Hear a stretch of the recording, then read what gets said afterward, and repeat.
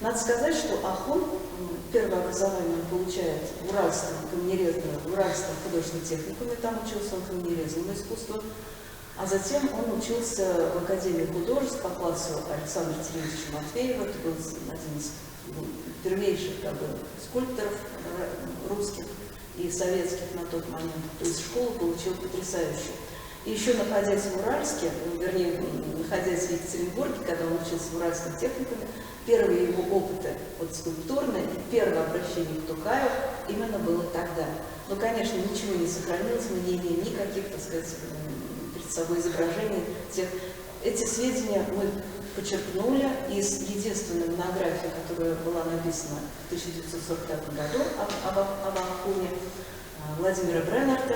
Вот там есть как раз приводится каталог сводный, и оттуда мы эти сведения узнаем. И вот уже здесь, в Казани, конечно, Ахун берется за создание образов и вот деятелей духовной культуры татарского народа, и своих современников. Он с натуры лепит Мусу Джалиля, Салиха Сайдашева, Назиба Жиганова, это тех как раз молодых еще, да, в то время корифеев и музыки, и поэзии, литературы, и, конечно же, обращение к творчеству Токаева стало для него закономерным.